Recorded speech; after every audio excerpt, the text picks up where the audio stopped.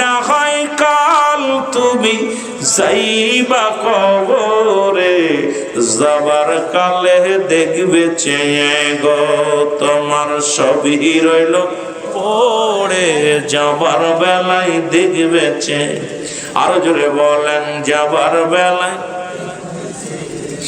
তোমার সবই রইল পড়ে, আজ না হয় কাল। এ দুনিয়ার মুসলমান,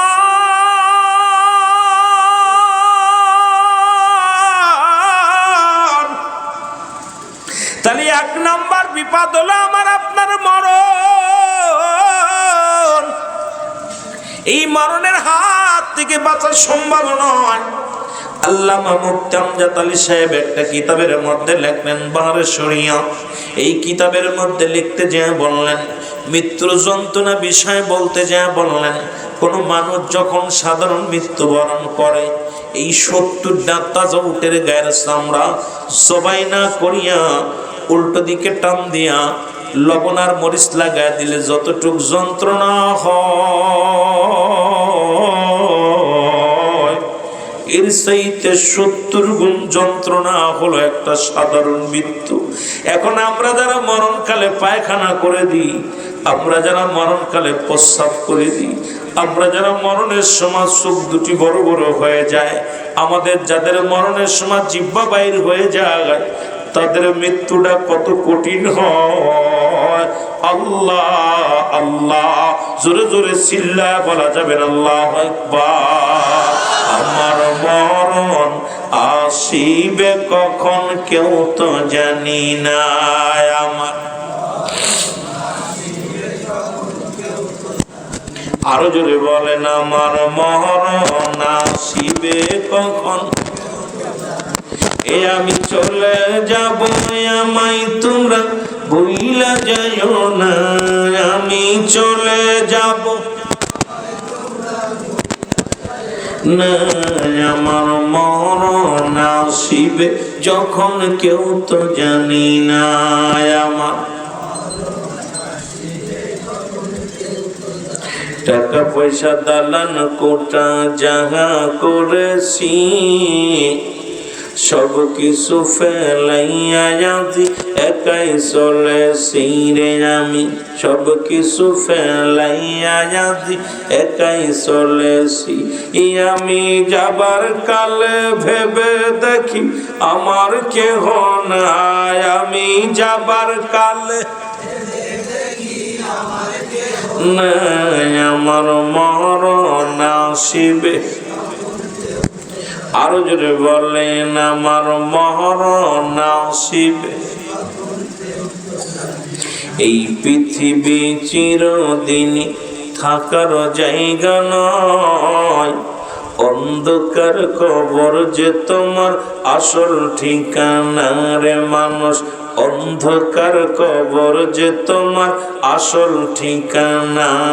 আমি চলে যাব, আমায় তোমরা না, আমি চলে যাব, আমায় তোমরা না, আমার মরণ আসিবে যখন কেউ তো জানি না, আমার এ দুনিয়ার মুসলমান শোনো, কখন কার মরণ হয়ে যায় কেউ বলতে পারি না।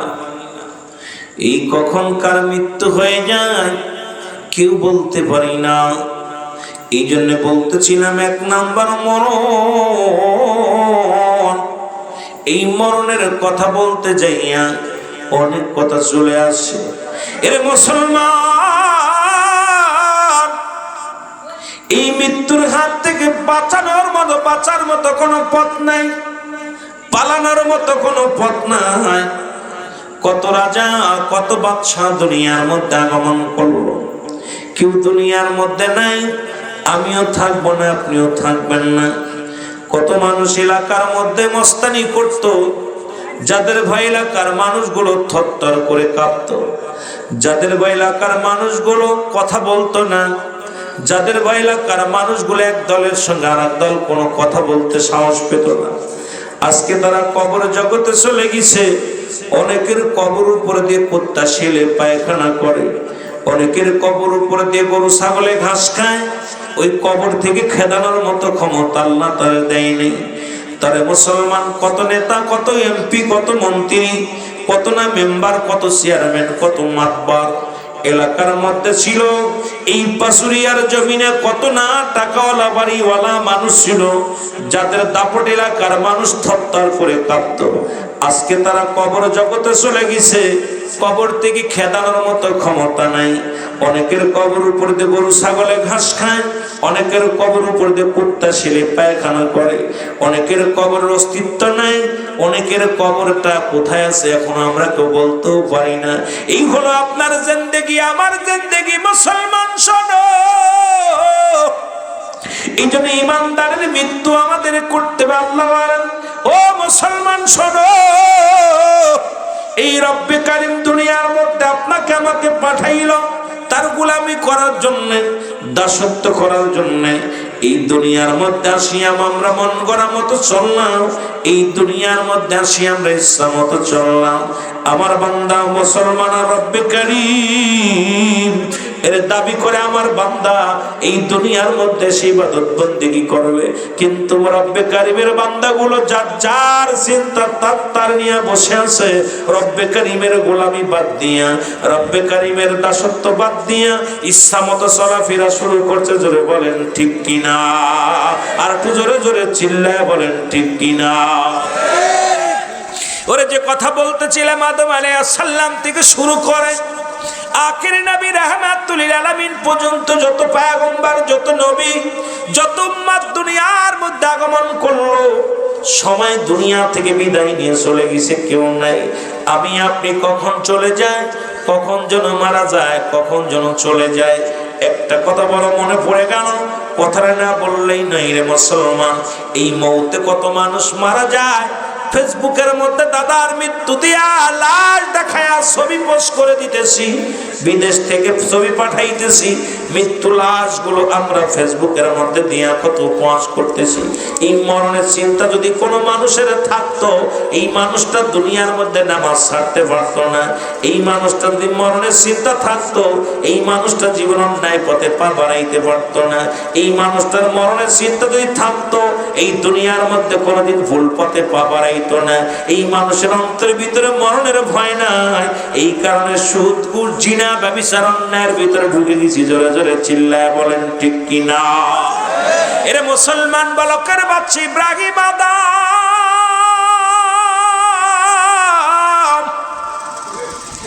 যিনি বালকের বাচ্চা ছিলেন, ইব্রাহিম আদম এই পৃথিবীর মধ্যে বিশাল সাম্রাজ্যের মালিক ছিলেন। ওনার মন্ত্রের ভিতরে কোনো মরণের ভয় ছিল না, সুদের সঙ্গে জড়িত, ঘুষের সঙ্গে জড়িত। ইব্রাহিম আদম এত পরিমাণ সুদের কারবার করতেন। ওই দেশের যিনি প্রধান রাষ্ট্রপতি, যিনি ইব্রাহিম আদম, যিনি বলকের বাচ্চা ছিলেন, এত পরিমাণ কর আদায় করতেন মানুষের কাছ থেকে, প্রজাদেরকে কষ্ট দিতেন। আল্লাহ রাব্বুল আমিন তাকে একটা সতী সাথী নারী দান করেছিলেন। প্রতিদিন ডাকতে বলতো, স্বামী ও আমার স্বামী, কদিন বাঁচবেন, কদিন আর এই দুনিয়ার মধ্যে থাকবেন, আপনি অন্যায় কাজ ছেড়ে দেন, মাওলারে ডাকেন, মরণের চিন্তা করেন। ইব্রাহিম আদম কয়, আমার তো মরণের চিন্তা হয় না, আমি যে মরবো এই চিন্তা আমার ভিতরে নাই। এর বিবি ডাকতে বলে, একজন আলেমের কাছে যান, একজন আলেমের পরামর্শ নেন, দেখবেন মরণের চিন্তা আপনার ভিতরে চলে আসবে। এলাকার ইমাম সাহেবকে ডাক দিলেন, ইমাম সাহেব হুজুর, আমার স্বামীকে একটু দেখেন, স্বামীর ভিতরে তো মরণের চিন্তা হয় না।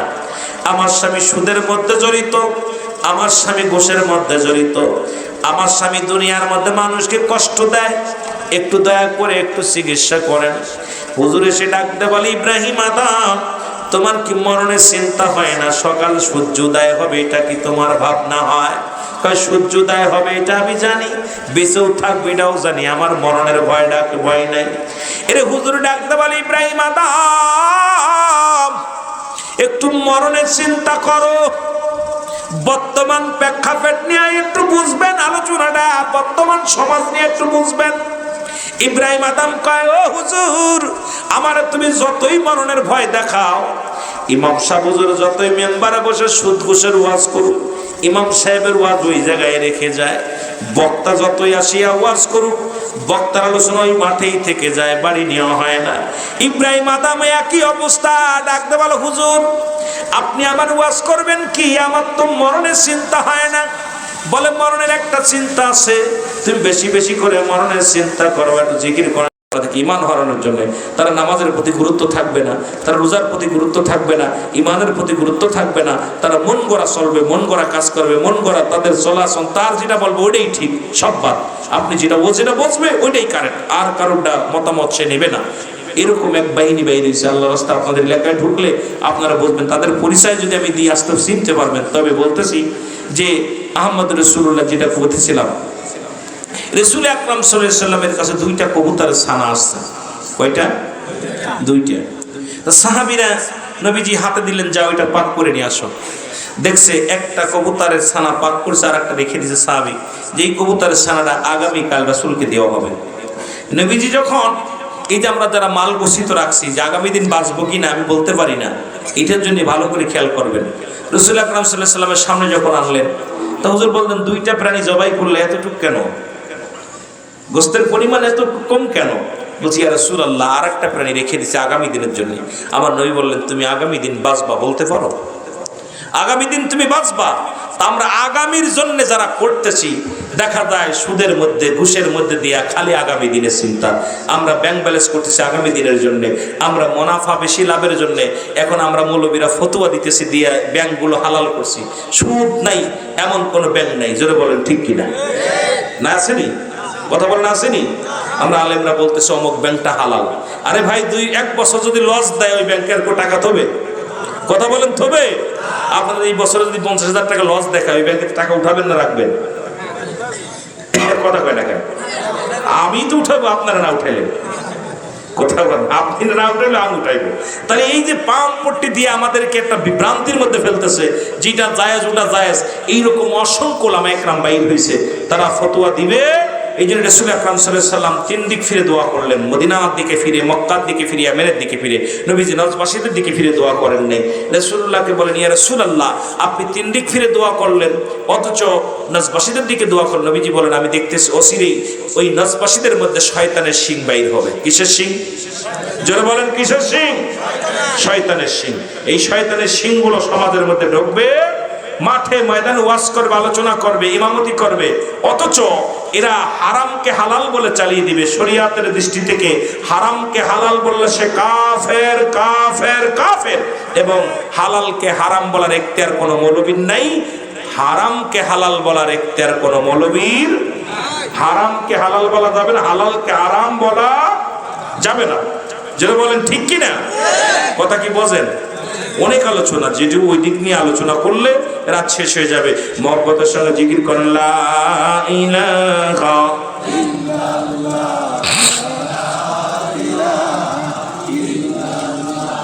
আরো জোরে জোরে বলেন, লা ইলাহা ইল্লাল্লাহ। আইরে আমার নবীর মায়ার দিন,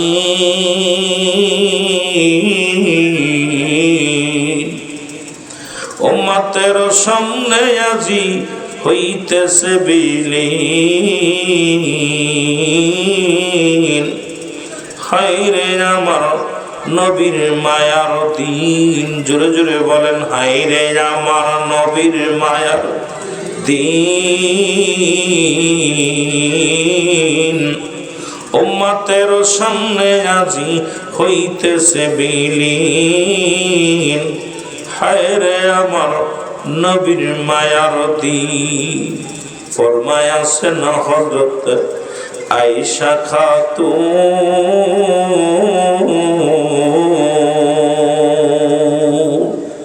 ওরে মোটা সুতার চাদর নবীর ছিল যে খান, সেই চাদরে গায়ে বিছানা শুইতেন শীতের দিন।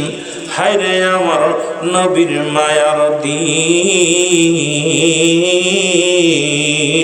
হায় রে আমার নবীর মায়ার দিন ফরমায়াছেন হযরত খাদিজা খাতুন, না জুটিত একটি দানা খেজুর কোনদিন, ওরে না জুটিত একটি দানা খেজুর কোনদিন, মাঝে তো নবীর চুলায় জ্বলত না আগুন, হায় রে আমার নবীর মায়ার দিন। লা ইলাহা, আরো জোরে বলেন লা ইলাহা। এ দুনিয়ার মুসলমান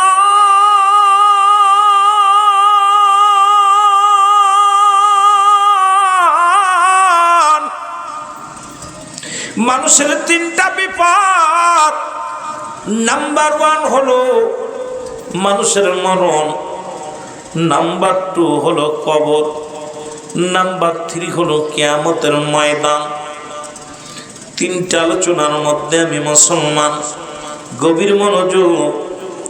তিনটা বিপদের মধ্যে এক নাম্বার হলো মানুষের মরণ। পৃথিবীর মধ্যে কত রোগের ওষুধ আছে, মরণ রোগের ওষুধ নাই। করোনা ভাইরাসের ভ্যাকসিন বাইর হলো। ও মুসলমান, পৃথিবীর সৃষ্টির লগ্ন থেকে শুরু করে আজ পর্যন্ত মরণ রোগের ওষুধ পাইলাম না। এক নাম্বার বিপদ হলো মানুষের মরণ। এক নাম্বার বিপদের নাম কি? জোরে বলেন, নাম কি? মরণ। এই মরণ মানুষের দুইটা টাইমে হয়, একটা হলো রাতের বেলা, একটা হলো দিনের বেলা। আল্লাহ দিন শুরু করেছে নামাজ দিয়া, রাত শুরু করেছে নামাজ দিয়া। গুরুত্ব দেখবেন, রব্বে কারিম বান্দারে কত ভালোবাসে। রব্বে কারিম এই দুনিয়া সৃষ্টি করলো কত সুন্দর ভাবে গো। ও বান্দা, গভীর মনোযোগ। আল্লাহ রাতের শুরু বানাইলেন মাগরিব। বান্দারে মাগরিবের 2 রাকাত 3 রাকাত সুন্নাত, 3 রাকাত ফরজ নামাজ তুমি আদায় করলা, সঙ্গে সঙ্গে বান্দা তুমি হয়ে গেলা আল্লাহর গোলাম। 2 রাকাত সুন্নাত নামাজ তুমি আদায় করলা, সঙ্গে সঙ্গে তুমি হয়ে গেলা রাসূলের প্রেমিক। এখন যদি রাতের মধ্যে মরণ হয়, আপনি হলেন 1 নম্বরে আমার আল্লাহর গোলাম, 2 নম্বরে নবীর প্রেমিক। এই পৃথিবীর মধ্যে আপনার দেহটা হবে রব্বে কারিমের কাছে বড় দামি দেহ, ফেরেশতার কাছে বড় দামি দেহ। এই দেহটা হবে ইমানদারি দেহ, এই দেহটা হবে আল্লাহর একজন খাস গোলামের দেহ, এই দেহটা হবে আমার রাসূলের প্রেমিকের দেহ। সুতরাং যার সঙ্গে নামাজের সাথে কোনো সম্পর্ক নাই, তার সঙ্গে কেমনে রাসূলের প্রেম হয়, তার সঙ্গে কেমনে আল্লাহর গোলামিত্ব হয়, বুঝি আসে না। জোরে জোরে চিল্লায়া বলা যাবে না, ঠিক কিনা? এ মুসলমান, গভীর মনোযোগ শুইনা নাও। রাত্রে আপনার মৃত্যু হয় নাই, রাত্রে মৃত্যু হয় নাই, দিনে মৃত্যু হবে, মধ্যে কোনো সন্দেহ নাই। দিনের শুরু হলো বান্দা ফজর, ফজরে 2 রাকাত সুন্নাত নামাজ তুমি আদায় করলা, সঙ্গে সঙ্গে তুমি হয়ে গেলে নবীর প্রেমিক। নাম দাবি করো আমি মুসলমান, আমার নবী রাহমাতুল লিল আলামিন মাসের মধ্যে 30 বার দাড়ির মধ্যে খোল লাগাও। আরে মুসলমান, সপ্তাহে 7 দিনে 3 বার দাড়ির মধ্যে খোল লাগাও। যদিও দাড়ির মধ্যে আমার অনেক যুবক বাবারা এই দাইমি সুন্নাতটার গুরুত্ব দেন না, বড় কষ্ট লাগে, বড় লজ্জা লাগে। কেমন মুসলমান একেতে সুন্নাত যাদের মুসলমান। আরে নবীর প্রেমিক তো মুখের মধ্যে কোনোদিন খুর লাগাইতে পারে না, নবীর প্রেমিক তো মুখের মধ্যে কোনোদিন খুর লাগানোর সম্ভব নয়, কারণ নবীর প্রেমিক কখনো সুন্নাত ছাড়তে কখনো সম্ভব নয়, জীবন চলে যাবে। এই সুন্নাতের গুরুত্ব তার কাছে অনেক। মুখে মুখে বলি আমি মুসলমান, আখেরি নবীর উম্মত, অথচ নবীর সুন্নাত তরিকার মধ্যে নাই। তোমার মতো মুসলমানের সঙ্গে রাসূলুল্লাহর কোনো সম্পর্ক নাই। জোরে জোরে চিল্লায়া বলা যাবে না, ঠিক কিনা? এ দুনিয়ার যুবক আমার বাবারা কষ্ট পাবে না তো আমার কথা শুনলে, তবে কিচ্ছু করার নাই, কারণ আমাকেও মরতে হবে। আমার ওই মদিনাওয়ালার মদিনাওয়ালার পক্ষে যদি কথা বলতে আসিয়া যদি আপনাদের চেহারা দেখে যদি আপনি বিপক্ষে কথা বলি, রব্বে কারিমের কাছে আমরা ধরা পড়ে যাব। রব্বে কারিম মুসলমান শোনো, এবার 2 রাকাত ফরজ নামাজ তুমি আদায় করলা, সঙ্গে সঙ্গে তুমি হয়ে গেলে আমার আল্লাহর গোলাম। এখন যদি দিনের মধ্যে তোমার মরণ হয়, তোমার মরণটা হবে আমার নবীর প্রেমিক আল্লাহর গোলাম। জোরে জোরে চিল্লায় বলা যাবে না আল্লাহু আকবার।